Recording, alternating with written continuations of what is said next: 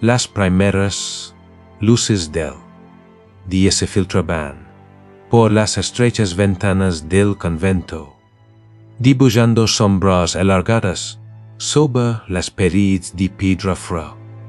En el interior, una docena de voces femeninas se elevaban en oración.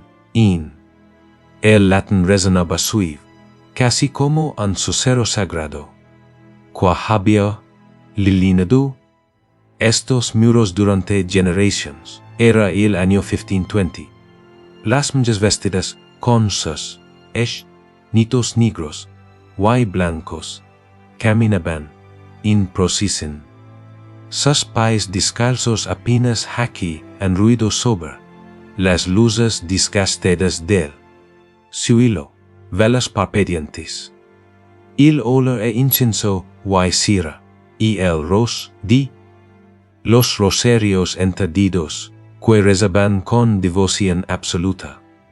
Para ellas, este convento no era solo un lugar de culto, era un santuario, un refugio del mundo exterior, un mundo de hombres, de violencia, de guerra.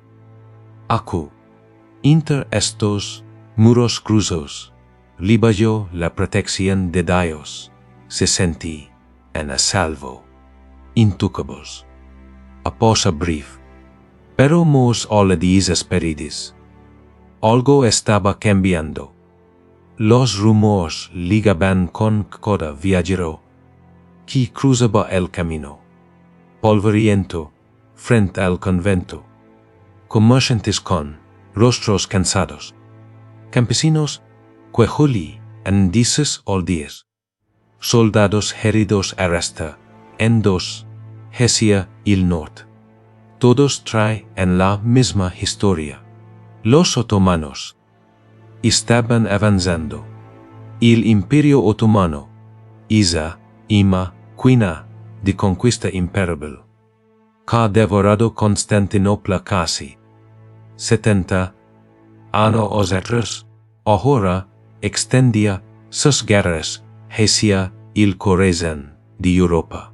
Los ejércitos del sultán Suleiman el Magnífico marchaban como una marea oscura, barriendo ciudades, arrasando fortalezas, conquistando tierras cristianas una tras otra, y cada vez se acercaban más.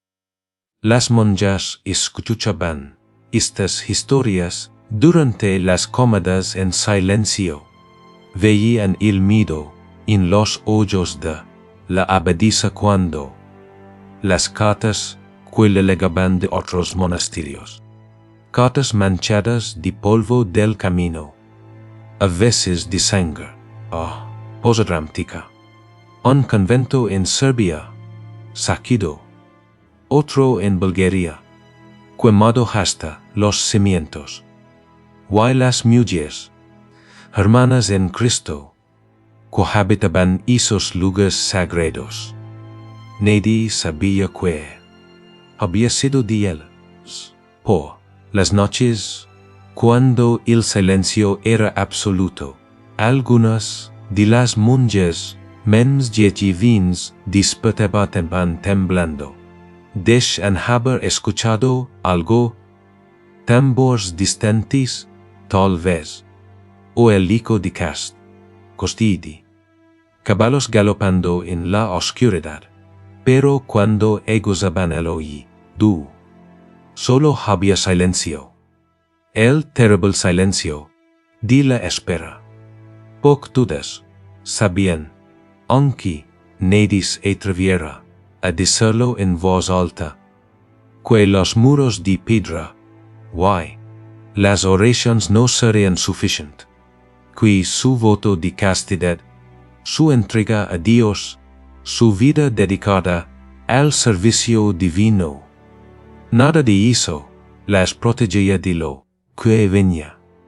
Y lo que venía, por larga, era peor de lo que cualquiera podía imaginar. y el verano de 1526 cambiaría todo. En la batalla de Monjas, el ejército húngaro fue destrozado. El rey Luis Tulio murió ahogado en un pantano mientras huía del campo de batalla, con localidad del reino. Las fronteras se derrumbaron como castillos de arena ante la marea otomana. Lo seguí no fue una conquista ordenada, fue un caos. Y di posa, imagina por un momento que eres una de ellas. Tu nombre es Catalin. Tienes 23 años. Hace 5 años tomaste los votos. Y entregaste tu vida a Cristo. Renunciaste al mundo material, carnal para servir a Dios en clausura perpetua. Es medianoche cuando los escuchas ligar. Primero, el sonido distante de caballos. Luego gritos en un idioma que no comprendes. Y el resplandor enarañado de las antorchas, iluminando las ventanas del convento desde afuera. La abadesa ordena cerrar las puertas, trancar las entradas con bancos de madera. Reza, pero las puertas no resisten. El primer golpe hace temblar toda la estructura. El segundo revienta las bisagras oxidadas. Cuando se abren, posa dramática, entran hombres con turbantes, túnicas polvorientas. Soldados con espadas curvas manchadas de sangre fresca.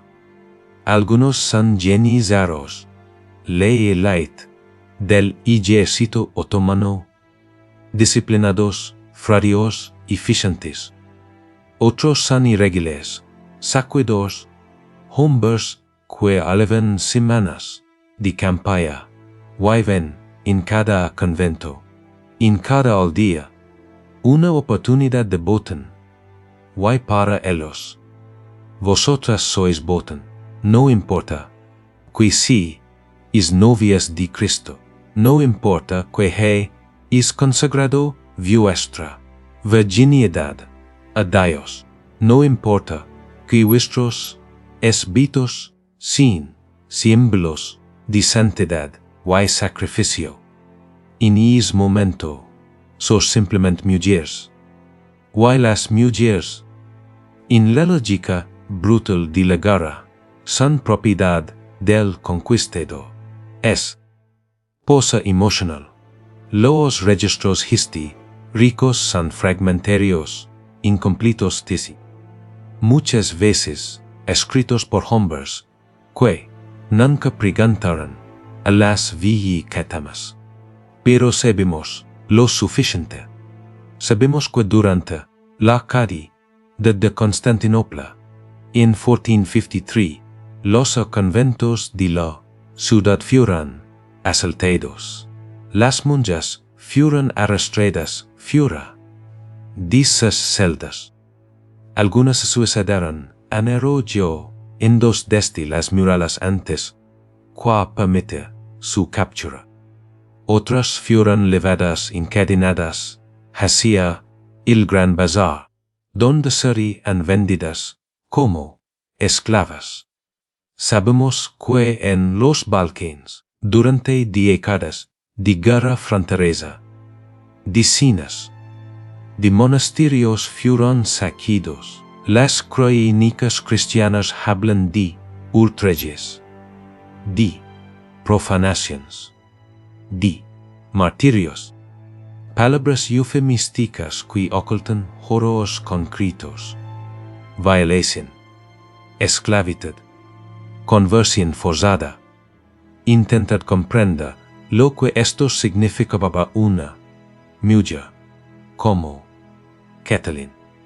Toda tu identidad construida alrededor de la pureza, del voto sagrado, de la unión mística con Cristo como tu único esposo.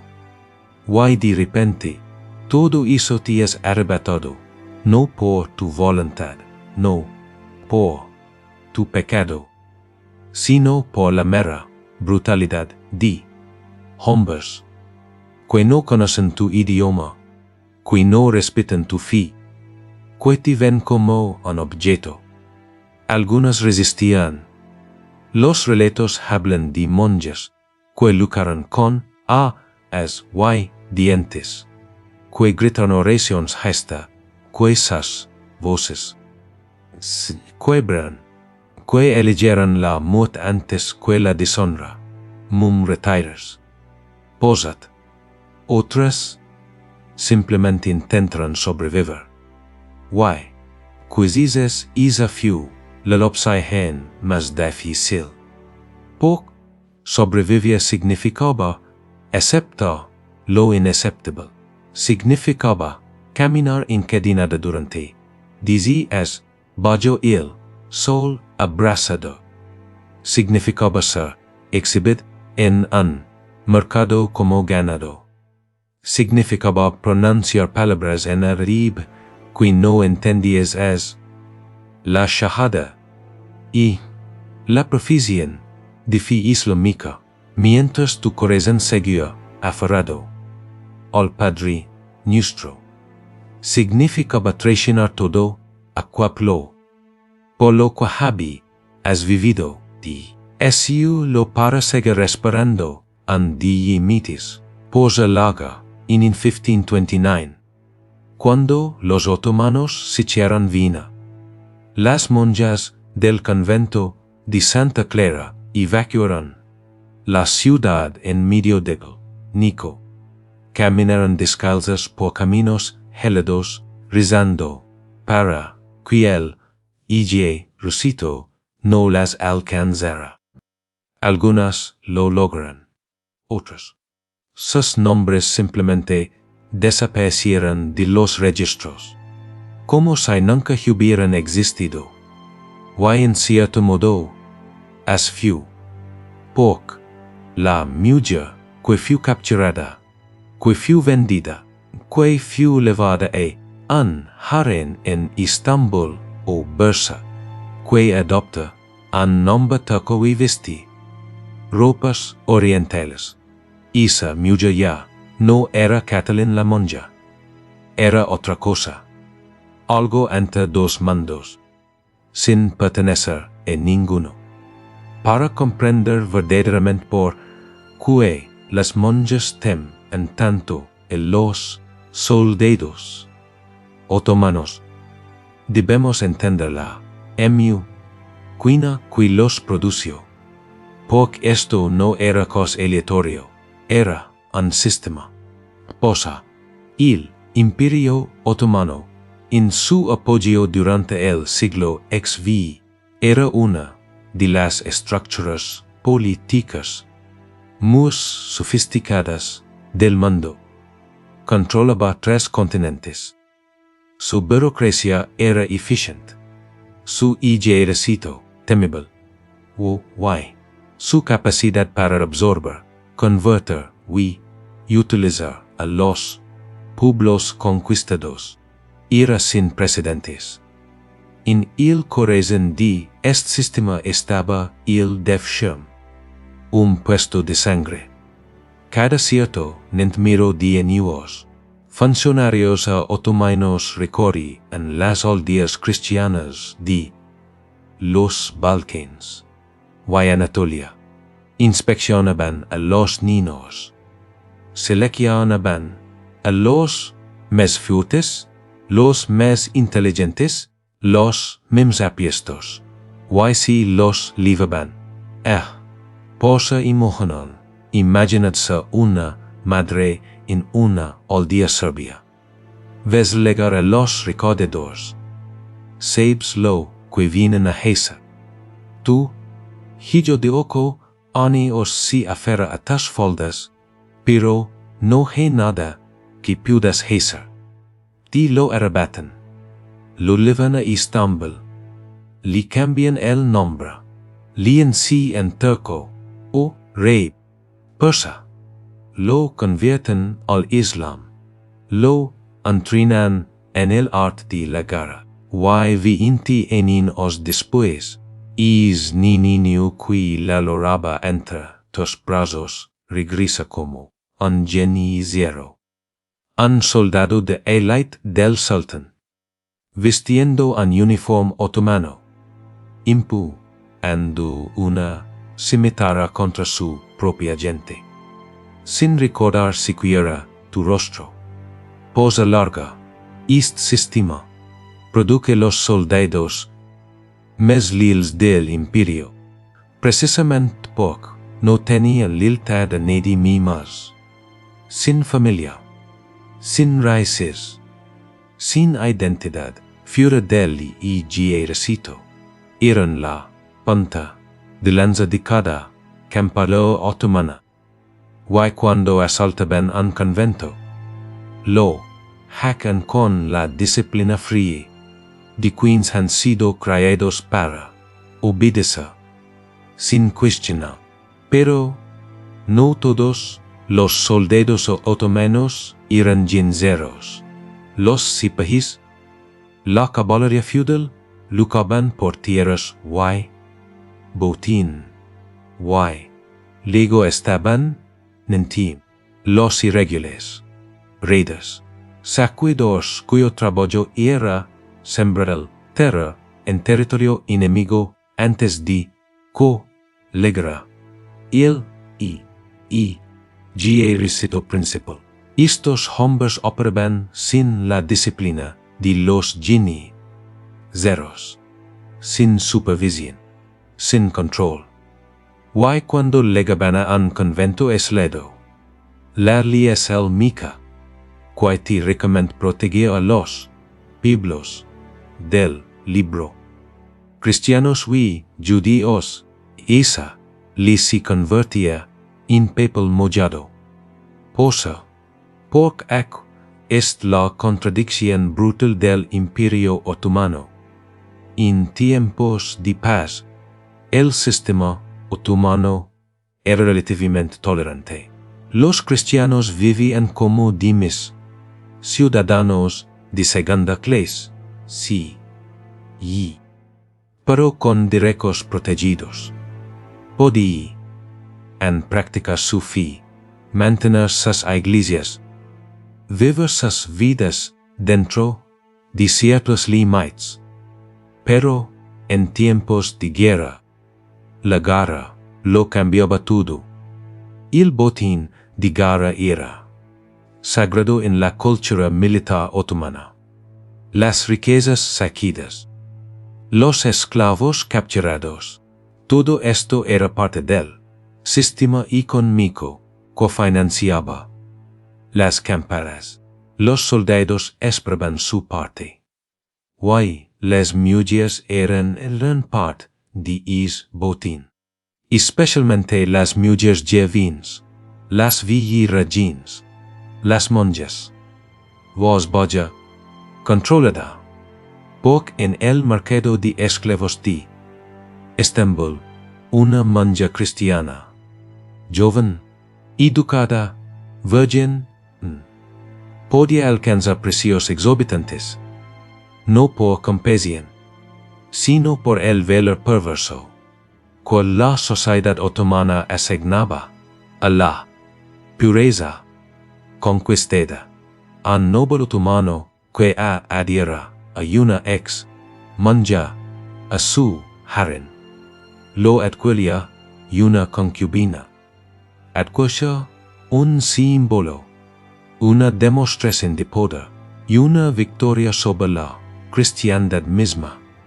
Posa, amarga waisai. Os, peres monstruoso. Tenis razón. Pero no era exclusivo de los otomanos. Los cruzados cristianos habían hecho exactamente lo mismo siglos atrás cuando saquearon Constantinopla en el ritual for. Violaron monjas ortodoxas en sus propios altares. Profanaron iglesias.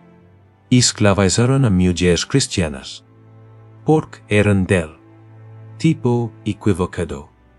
De Cristianas, los conquistadores españoles en América, los mongols en Persia, los romanos en Cartago, la violencia sexual como arma de guerra, como herramienta de humiliación. Sí, émbolo de conquista total, es una constante horrible de la historia humana. Pero, saber eso, no es que el terror de aquellas monjas sí menos real. No devuelve sus vidas robadas. No borra sus nombres de la lista de los olvidados. Entonces, ¿qué les pasaba realmente? Después del terror inicial, después de la captura, después del viaje encadenadas hacia el este, ¿qué ocurría con las monjas que sobrevivían? Pues las respuestas son tan variadas como dolorosas. Algunas, las afortunadas, si es que podemos usar esa palabra, eran rescatadas. Hubo casos documentados de negociaciones diplomáticas, curadines, religiosas, que pagaban rescates astronómicos para recuperar a sus hermanas cautivas. Familias nobles que hipotecaban sus tierras para comprar la libertad de una hija, tomando los hábitos os atas. En 1532, un grupo de monjas y zungueros fue liberado tras meses de negociaciones entre el Vaticano y la Sublime Porte. Regresaron a sus conventos, pero nada volvió a ser igual, porque incluso si fue físicamente intactas, algo en ellas se había roto. Algunas se negaban a hablar de su cautiverio. Otras no podían dejar de hacerlo, despertando noche tras noche, gritando en turco, un idioma que no sabía en que habían aprendido. Luego estaba la pregunta que nadie se atrevía a formular en voz alta, pero que todos pensaban. Seguían siendo puras. ¿Tú podían ser novias de Cristo después de haber sido tocadas por manos infieles? La Iglesia nunca supo muy bien si mo responder. Cosa amarga, pero muchas, la mayoría, probablemente, no, nunca regresaron. Desaparecieron en las profundidades del Imperio Otomano. Algunos murieron durante el viaje de enfermedad, de agotamiento, de desesperación. Otras fueron vendidas en mercados de provincias lejanas, Siria, Egipto, Anatolia, lugares de los que nunca volverían. Hay algunas a posa larga. Algunas terminaron en los jardines. Ahora, debemos desechar la imagen orientalista del harén como un palacio de plaza. La realidad era mucho más compleja y, en muchos sentidos, más oscura. El harén no era un lugar, era una institución. Una prisión dorada, sí, pero prisión al fin. Las mujeres vivían segregadas, controladas por eunucos, en constante competencia por la atención del amo. La jerarquía era brutal. Las favoritas disfrutaban de lujos inimaginables. Las damas servían, limpiaban, esperaban. Y si tenías la desgracia de ser convertida en la fusa de adoptar un nombre musulmán de aprender las costumbres turcas. Tu vida anterior se convertía en un fantasma. Seguí siendo Catalin en secreto. Yo rezabas el Ave Maria en silencio mientras tus labios pronunciaban las oraciones elmaicas. Y recordabas el olor del incienso en el convento, mientras te perfumabas con aceites oriental. Soyo, aves con campanas de iglesia mientras escuchabas el llamado del mucan. Había mujeres que mantuvieron su fe cristiana en secreto durante años, décadas incluso, que hicieron la sí al de la cruz cuando nadie miraba, que incitaron oraciones cristianas y sasjillos en voz baja, en idiomas olvidados. Actos de resistencia silenciosa, de fe inquebrantable, posa emocional, había otras que sencillamente se adaptaron, no por traición, no por debilidad, sino por la mente humana tiene límites, por el trauma puede quebrar incluso la fe micas es lida. Por cuando tu supervivencia diaria depende de olvidar quién fuiste, eventualmente olvidas. Te conviertes en otra persona. Tal vez eso también es una forma de muerte. Posa larga, hubo casos excepcionales. En 1541, una monja italiana llamada Giulia Gonzaga fue capturada por el famoso corsario otomano Barbarossa, quien planeaba entregarla como regalo al sultán. Escapó por minutos, cabalgando descalza en medio de noche. Su historia se hizo legendaria.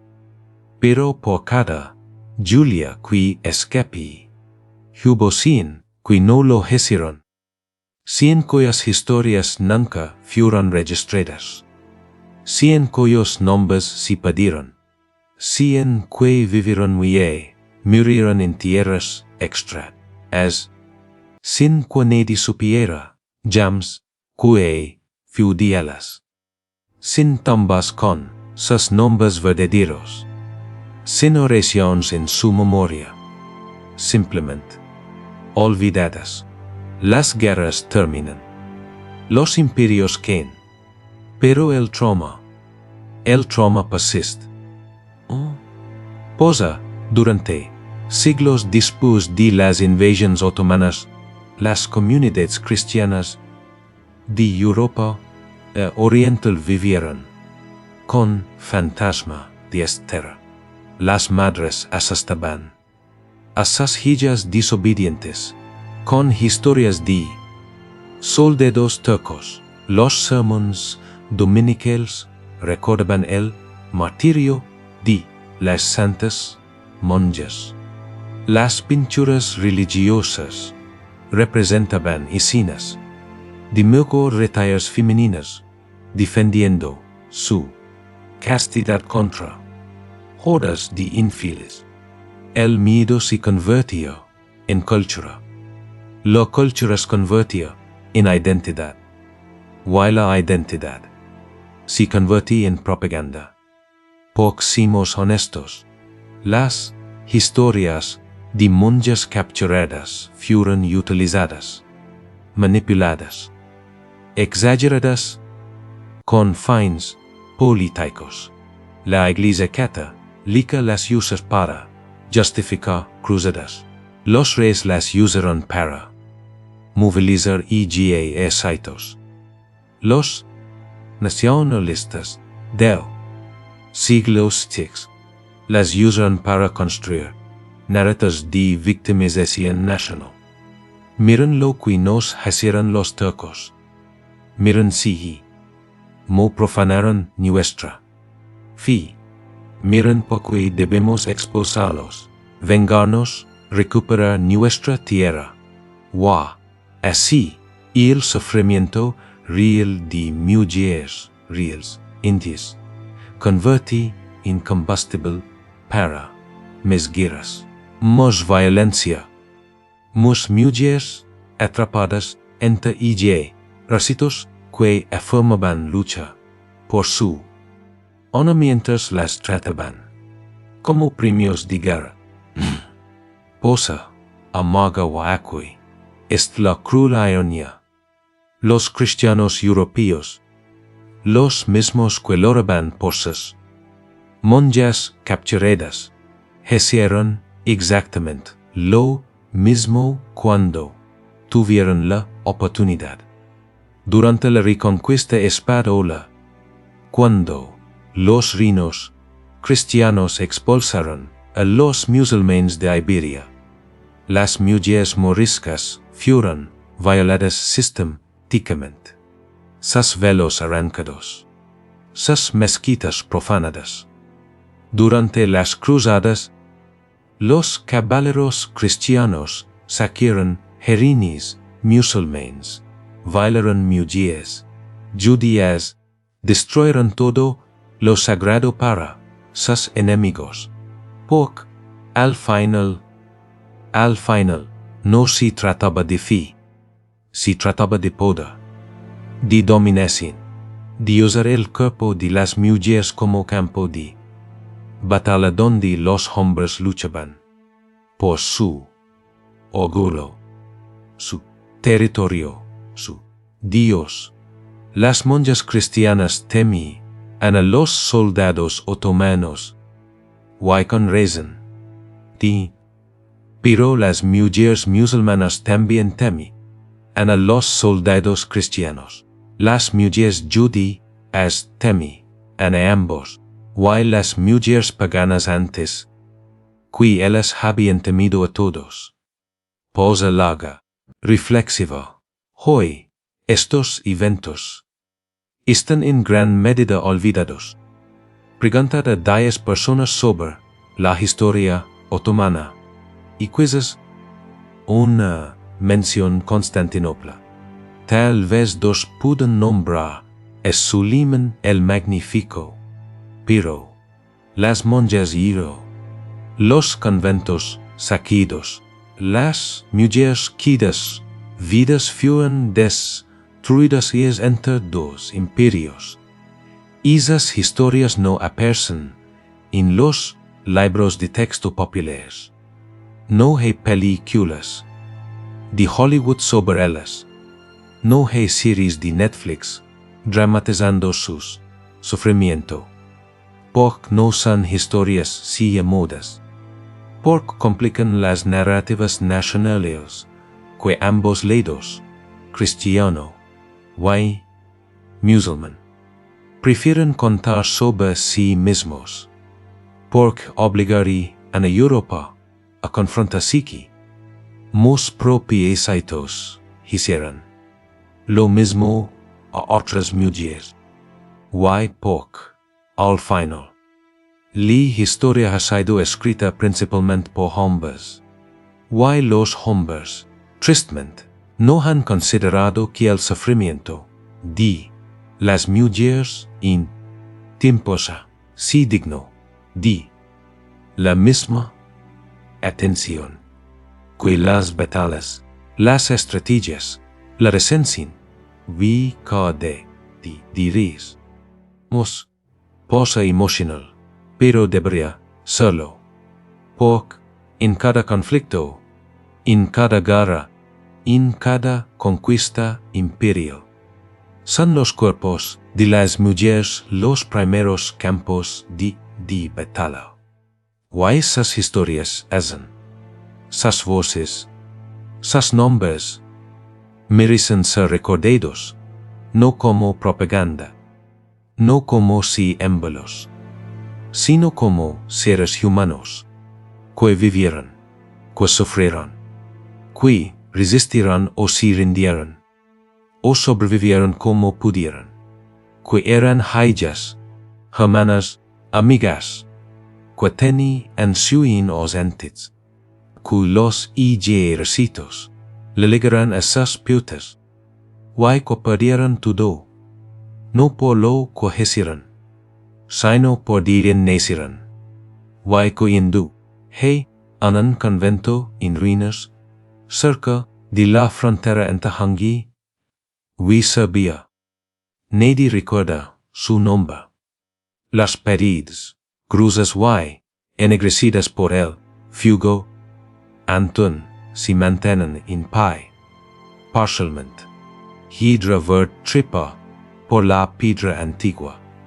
Y el techo se derrumba hace siglos. Las ventanas sin cristales miran al vecchio como cuencas vacías. Sai vasola en un día despejado. Posa larga, puedes casi escucharlas. El eco fantasmal de oraciones. El susurro del viento entre las ruinas que suena. Como voces, como cantos en latín, que nunca terminaron. No hay placas conmemorativas, no hay monumentos. Es lo piedra. Hay silencio. Hay debajo de algún lugar cercano. Enterradas en fosas sin marca. Descansan los huesos de mujeres, cuyos nombres nadie recuerda. Tal vez Catalin está entre ellas. Tal vez no. Tal vez murió en un mercado de esclavos en Estambul. Tal vez viví hasta Villa en un jardín de provincias, susurrando oraciones cristianas a sus nietos medio turcos. Tal vez simplemente desaparecí, como tantas otras. Posa emocional. Esta es la verdad brutal de la historia. Los imperios dejan ruinas grandiosas, monumentos impresionantes, registros de tratados y batallas.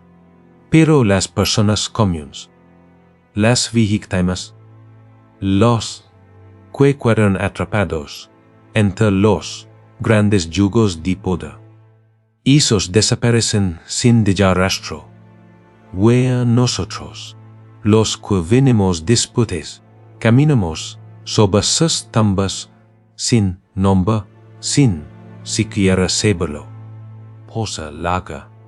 Por eso importa contar estas historias. No para alimentar odios antiguos.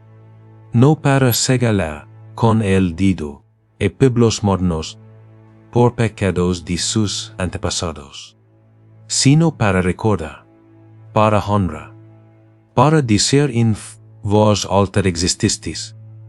Vuestro sufrimiento fue real. Vuestra humanidad importa. Y aunque no sepamos vuestros nombres, no os olvidaremos.